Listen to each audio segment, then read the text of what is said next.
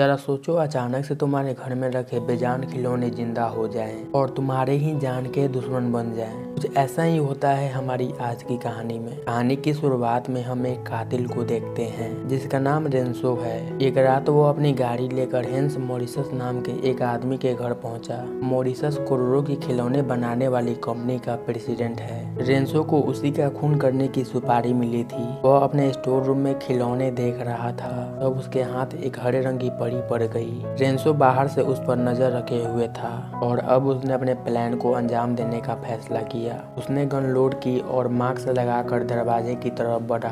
उसने security guard को चकमा देने के लिए बाहर एक फोन रख देता है जिसमें उल्टी गिनती चल रही थी। घबराकर गार्ड फोन को बाहर फेंकने चला गया और इस वक्त रेंसो ने घर में एंट्री मारी। मौका देखकर उसने सिक्योरिटी गार्ड को गोली मार दिया और क्योंकि गन में साइलेंसर लगा हुआ था इसलिए गोली की आवाज मॉरिसस तक नहीं पहुंची। फिर वो गार्ड से चाबी चुराकर आसानी से सिक्योरिटी रूम में घुस गया। उसने सभी सीसीटीवी कैमरास को बंद कर दिया और आखिरकार अपना मास्क हटाया। इसके बाद वो मॉरिसस के कमरे की तरफ बढ़ने लगा। रास्ते में उसने एक और सिक्योरिटी गार्ड को चुटकियों में ठिकाने लगा दिया। कमरे में पहुंचते ही उसने मॉरिसस के छाती पर 2 गोली और सर पर 1 गोली मार दी जिससे कि उसकी मौके पर ही मौत हो गई। रेंसो ने उस हरी पड़ी वाले खिलौने को उठा लिया जिससे कि वो अपने शिकार मॉरिसस की निशानी बना कर रखेगा। उसे टेबल पर मॉरिसस की माँ की फोटो दिखाई दी जिस पर कुछ लिखा भी हुआ था। उसने इसके बारे में ज्यादा नहीं सोचा और वहाँ से निकल आया।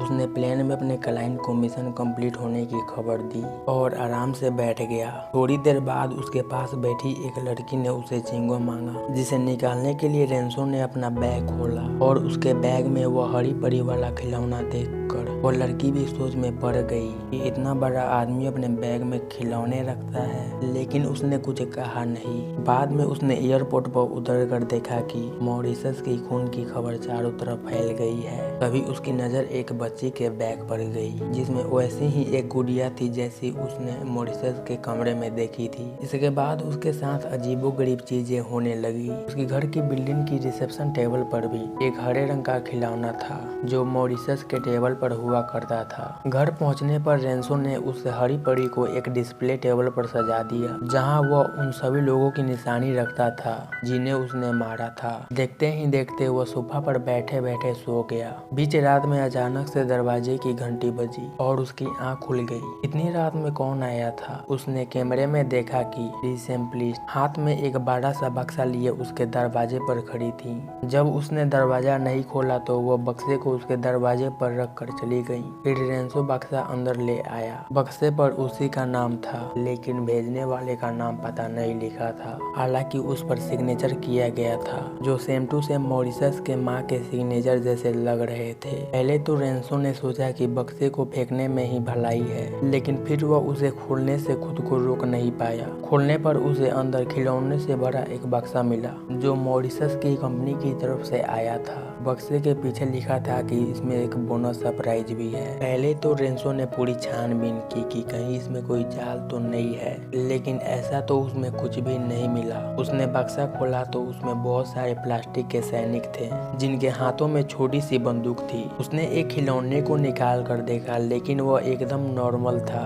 बाद में बक्सा अपने आप नीचे गिर गया। रेंसो को अच्छे से याद था कि बक्सा किनारे पर तो नहीं था। जैसे ही वह चेक करने गया तो देखते ही उसके होश उड़ गए क्योंकि सभी खिलौने बक्से से गायब हो चुके थे। अब एक के बाद एक अजीबोगरीब चीजें होने लगी। पर्दे खुद से हिलने लगे और अचानक लाइट भी बंद हो गई। रेंसो ने देखा कि किसी ने लाइट की केबल ही काट दी थी। उसी पल एक सैनिक ने अपनी तेजधार बंदूक उसके पैर में घुसा दी। रेंसो को समझ में आ गया था कि ये सारा किया धरा इन सैनिकों का ही है। जैसे ही वह नीचे उन्हें देखने के लिए झुका, सैनिकों ने उस पर अंधाधुंध गोलियां बरसानी शुरू कर दी। हालांकि गोलियां उसका ज्यादा कुछ नहीं बिगाड़ पाई, लेकिन वह डर चुका था। जल्द ही उन्होंने विस्फोटक फेंक कर उसकी पैंट जला दी। रेंसो को एहसास हुआ कि ये सैनिक छोटा पैकेट बड़ा धमाका है। अब इनसे बचने की तरकीब सोचने के लिए वह बाथरूम की तरफ भागा, लेकिन पीछे से लगातार फायरिंग चालू थी। उसके पैर से खून बह रहा था और गर्दन पर भी काफी गोली लगी हुई थी। उनसे वह मरेगा नहीं, लेकिन उसे दर्द बहुत हो रहा था। रेंसो रेंसो ने एक शीशा का इस्तेमाल करके बाहर की हालात चेक की तो उसने देखा कि सैनिकों की फौज लगातार लाइट बल्ब पर हमला कर रही थी, जिससे वहां पर पूरी तरह से अंधेरा हो जाए। तभी अचानक उन्होंने उसके शीशे को मिसाइल से उड़ा दिया और रेंसो गुस्से से भर चुका था। वह तेजी से अपने कमरे में गया और बंदूक निकाल ली।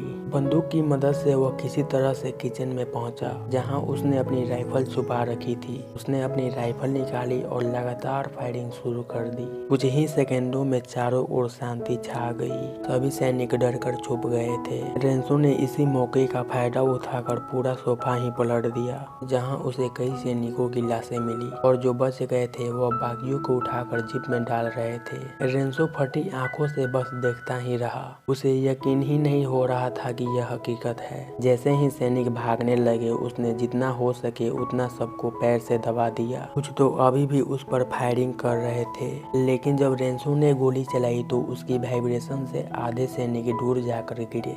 लेकिन हमला अभी भी खत्म नहीं हुआ था। कुछ ही देर में 3 आर्मी के हेलीकॉप्टर्स उड़ते हुए आए और आग के गोले से हमला कर दिया। रेंसो जैसा तैसा उनसे बचने में कामयाब हो गया। फिर उन्होंने अपनी असली ताकत दिखाते हुए तेजी से उस पर मिसाइल दागनी शुरू कर दी। रेंसो भागकर अपने बाथरूम में पहुंचा और खुद को लॉक कर दिया। शीशे में खुद को देखते ही उसका सर चकरा गया, क्योंकि उसके चेहरे और शरीर पर बहुत सारे कट्स के निशान थे। उसने अल्कोहल लगाकर अपनी मरहम पट्टी करने की कोशिश की, लेकिन तभी एक गोला दरवाजे को चीरता हुआ अंदर आ गिरा और साथ ही एक हेलीकॉप्टर अंदर आया और रेंसो पर हमला फिर से शुरू हो गया। अब पानी सर से ऊपर जा चुका था, इसलिए रेंसो ने एक तौलिया लेकर हेलीकॉप्टर को पकड़ लिया और उसने मार मार कर हेलीकॉप्टर को पूरी तरह से बर्बाद कर दिया। इसके बाद उसने बचे कुछ टुकड़ों को फ्लश कर दिया, लेकिन सैनिक अभी भी हार नहीं मान रहे थे। आखिरकार उसने एक हेयर ड्रायर टॉयलेट में डाला, जिसे सारे सैनिक मारे गए। बाहर से एक सैनिक ने नोट दिया जिसमें लिखा था कि खुद को हमारे हवाले कर दो।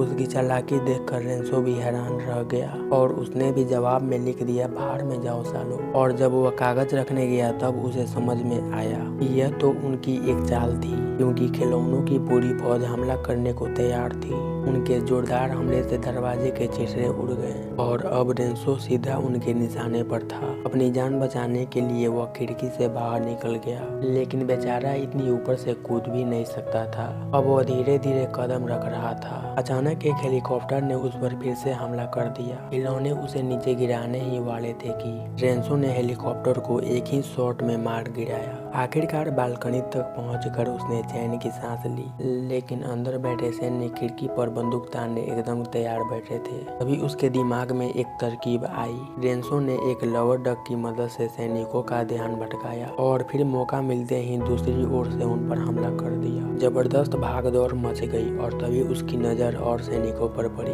उन्होंने जीप से उसे चारों ओर से घेर लिया और लगातार गोलियां चलानी शुरू कर दी। अब लड़ाई और भी खतरनाक होने वाली थी। रेंसो ने स्प्रे और लाइटर की मदद से जबरदस्त आग लगाई और सैनिकों को जिंदा ही जला दिया और तो और एक चाकू लेकर पागलों की तरह उन खिलौनों को छोटे छोटे टुकड़ों में काटने लगा। इसके बाद उसने सैनिकों पर एक भारी डब्बा फेंक दिया, जिसके नीचे दबकर सबकी चटनी बन गई। आखिरकार अब सभी खिलौने मारे जा चुके थे। अपनी जीत पक्की करने के लिए रेंसो ने सभी खिलौनों को गिना और उनके डब्बों से मिलाया। अब एक भी सैनिक नहीं बचा था और किसी तरह उसकी जान बच गई। उसने खिलौनों को तो गिन लिया, लेकिन एक बात भूल गया कि डब्बे के पीछे लिखा था बोनस सरप्राइज। उसको मारने के बाद वो आराम करने के लिए पूल में आ गया, लेकिन अचानक पानी में ही किसी ने उसका हाथ काट दिया। उसने फटाफट बाहर आकर देखा कि बहुत खून बह रहा था, तो उसने सुई और धागा लेकर टाके लगाने की कोशिश की। अब वह घर से बाहर जाने का फैसला करता है ताकि जो भी यह चीज है उस पर दोबारा हमला न कर सके। रेंसो इस बात से बिल्कुल अनजान था कि उसका दुश्मन उसके साथ ही लिफ्ट में पहुंच गया है। अचानक से लाइट फूट गई और लिफ्ट ऑपरेट करने वाले सारे बटन्स भी टूट गए। अब रेंसो इस लिफ्ट में कैद हो चुका था। उसने एक फ्लैश लाइट जलाकर देखा कि वहाँ सिर्फ एक कमांडो मौजूद था। लिफ्ट के ऊपर का हिस्सा गायब था, इसलिए कमांडो उसी रास्ते से बाहर निकल गया। रेंसो भी उसका पीछा करने लगा और उसने देखा कि लिफ्ट तो अटकी हुई है और अब उसके पास बचकर निकलने का कोई भी रास्ता नहीं था। एक आखिरी उम्मीद के साथ वह बगल वाली लिफ्ट के छत पर कूद गया। उसने सीलिंग पैनल हटाया और लिफ्ट के अंदर घुस गया। वह किसी तरह कमांडो से बचकर निकलना चाहता था। वह किसी तरह कमांडो से बच निकला था, लेकिन उसकी खुशी ज्यादा देर तक नहीं टिकी, क्योंकि कमांडो भी उसी के साथ छुपकर लिफ्ट में पहुंच गया था। कमांडो ने चाकू लगातार रेंसो के शरीर में घोंपना शुरू कर दिया, लेकिन रेंसो को उसके हमले का ज्यादा कुछ फर्क नहीं पड़ा। रेंसो ने उस खिलौने कमांडो को पकड़ा और लिफ्ट के दोनों दरवाजों के बीच उसका सर दे दिया। रेंसो उसके शरीर को देखकर मुस्कुरा रहा था, लेकिन जल्द ही उसे एहसास हो गया कि खिलौने की बॉडी में बम लगा हुआ है। उसी पल बम के फटने से जोरदार धमाका हुआ और रेंसो की लाइफ का डी एंड हो गया। इसके बाद हम उस खिलौने के बक्से पर स्टिकर को देखते हैं, जिस पर लिखा हुआ था कि बोनस सरप्राइज के तौर पर उसमें एक कमांडो और थर्मो न्यूक्लियर बम अटैच है। और इसी के साथ खिलौनों ने अपने मालिक की मौत का बदला ले लिया और इसी के साथ यह मूवी यहीं पर खत्म होती है।